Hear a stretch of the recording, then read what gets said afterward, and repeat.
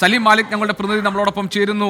സമരപ്പന്തലിൽ നിന്ന് സമരം ഊർജിതമായി മുന്നോട്ട് കൊണ്ടുപോകാൻ ആശാ വർക്കർമാർ തീരുമാനിച്ചിരിക്കുന്നു. മൂന്നാം ഘട്ട ചർച്ചയും പരാജയപ്പെട്ടതിന്റെ പശ്ചാത്തലത്തിൽ സലീം, എന്താണ് ആശാ വർക്കർമാർ പറയുന്നത്? ഇന്ന് ചർച്ച പരാജയപ്പെടാൻ ഇടയായ സാഹചര്യം എന്താണ്? നിലത്ത് കിടന്നുകൊണ്ട് പ്രതിഷേധ മുദ്രാവാക്യങ്ങൾ മുഴക്കി സമരം ശക്തിപ്പെടുത്തുന്നതിന്റെ ദൃശ്യങ്ങളാണോ സെക്രട്ടേറിയറ്റ് നടയിൽ നമ്മൾ കാണുന്നത്? GK സെക്രട്ടേറിയറ്റ് നടയിൽ സമരപ്പന്തലിന് തൊട്ടു മുൻപിൽ അപ്രതീക്ഷിത നീക്കങ്ങളായി മൂന്നാം ഘട്ട സമരവും ചർച്ചയും പരാജയപ്പെട്ടതിന് തൊട്ടു പിന്നാലെ ആശാ വർക്കേഴ്സിന്റെ സമരമിരിക്കുന്ന ആശാ വർക്കേഴ്സിന്റെ ഭാഗത്തു നിന്നുണ്ടായത് ഇവർ ഈ റോഡിന്റെ രണ്ട് വശത്തുമായി റോഡ് പൂർണ്ണമായും ഉപരോധിക്കുകയാണ്. അതിൽ ഒരു വശത്ത് ആശാ വർക്കേഴ്സ് പൂർണ്ണമായും റോഡിൽ കിടന്നുകൊണ്ട് അതിന്റെ മുൻപിൽ ഈ നിരാഹാരം ഇരിക്കുന്ന മൂന്ന് ആശമാരാണ് നമുക്ക് മുന്നിൽ വീൽ ചെയറിൽ കാണാൻ കഴിയുന്നത്. അതിന് തൊട്ടുപിറകിലായി മറ്റ് ആശാ വർക്കേഴ്സ് ഇവിടെ റോഡിൽ കിടന്നുകൊണ്ട് സമരം ചെയ്യുകയാണ്. തൊട്ടപ്പുറത്തെ വശത്തും സമാനമായ രീതിയിൽ തന്നെ ആശാ വർക്കേഴ്സ് റോഡ് ഉപരോധിക്കുന്നുണ്ട്. അതോടുകൂടി ഈ നഗരമാകെ ഗതാഗത കുരുക്കിലായിട്ടുണ്ട്. പോലീസും ഈ അപ്രതീക്ഷിത നീക്കം പ്രതീക്ഷിച്ചതല്ല.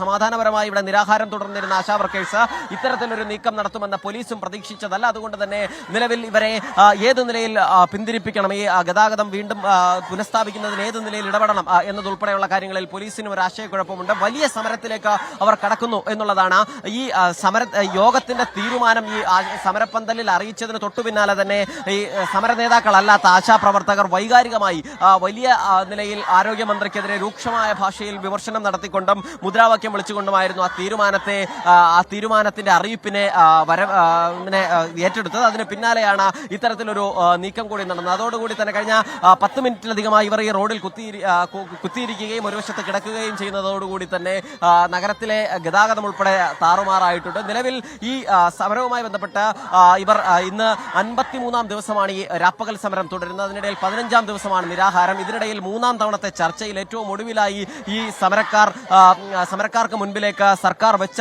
ഒരു വാദം, ഒരു കമ്മിറ്റി, ആശമാരുടെ പ്രശ്നങ്ങൾ പഠിക്കാൻ ഒരു കമ്മിറ്റിയെ നിയോഗിക്കാം, ആ കമ്മിറ്റി പഠിച്ചതിന് ശേഷം കാര്യങ്ങൾ തീരുമാനിക്കട്ടെ എന്നുള്ളതാണ്. അതിന് മറ്റെല്ലാ സംഘടനകളും AITUC-യും CITU-യും INTUC-യും STU-യും അടക്കമുള്ള സമരത്തിൽ പങ്കെടുത്ത മറ്റെല്ലാ സംഘടനകളും ആ തീരുമാനം അംഗീകരിച്ചുകൊണ്ട് ഇറങ്ങി വന്നപ്പോൾ തങ്ങൾ അത് അംഗീകരിക്കാൻ കഴിയില്ല എന്ന് നിലപാടെടുത്തു എന്നുള്ളതാണ് പറയുന്നത്. മാത്രമല്ല, ആശമാരുടെ ഏതെങ്കിലും പ്രശ്നങ്ങൾ പരിഹരിക്കാൻ, അത് ഓണറിക്കാനുള്ള ചർച്ചയല്ല തങ്ങളുടെ ആവശ്യം. അതിനപ്പുറത്തേക്ക് കഴിഞ്ഞ നാളുകളായി തന്നെ ഇവർ ഉയർത്തുന്ന മറ്റാവശ്യങ്ങളുണ്ട്. അത് ഓണറേറിയ വർധനയ്ക്കും ഇൻസെന്റീവ് വർധനയ്ക്കും വിരമിക്കൽ ആനുകൂല്യം പ്രഖ്യാപിക്കുന്നതിനും ഒരു ചർച്ചയുടെയും ആവശ്യമില്ല. അതിനപ്പുറത്തേക്ക് മറ്റു കാര്യങ്ങൾ ഒരു 3000 രൂപയെങ്കിലും വർദ്ധിപ്പിച്ചതിന് ശേഷം ചർച്ചയോ കമ്മിറ്റി പഠനമോ ആവാം എന്നുള്ളതാണ് ഇവർ പറയുകയും ചെയ്യുന്നത്. ഇപ്പോ മൂന്നാമത്തെ ചർച്ചയും പരാജയപ്പെട്ടിരിക്കുകയാണ്. എന്താണ് ഇപ്പോൾ ഈ ഘട്ടത്തിൽ നിങ്ങളുടെ അഭിപ്രായം? ഞങ്ങളുടെ ആവശ്യങ്ങൾ അംഗീകരിച്ച് തരാതല്ലാതെ ഞങ്ങൾ ഈ സമരത്തിൽ നിന്ന് ഒരു പടി പോലും പിന്നോട്ട് പോകില്ല. ഈ സമരം എത്ര ശക്തമായാലും ഞങ്ങൾ മുന്നോട്ട് തന്നെയാണ് കൊണ്ടുപോകുന്നത്. ഞങ്ങൾ എന്തെന്ന് പറ്റിക്കുന്ന ഞങ്ങൾ ഈ സമരം ഒരു കാരണവശാലും ഞങ്ങൾ പിന്മാറുകയില്ല. മുന്നോട്ട് തന്നെ ശക്തമായി, ഈ കാണുന്നതിന് അപ്പുറം ശക്തമായിട്ട് ഞങ്ങൾ മുന്നോട്ട് പോകും.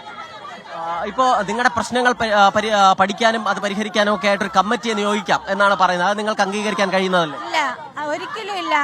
ഇത്രയും നാള് കമ്മിറ്റി ഒന്നും ഇല്ലായിരുന്നു.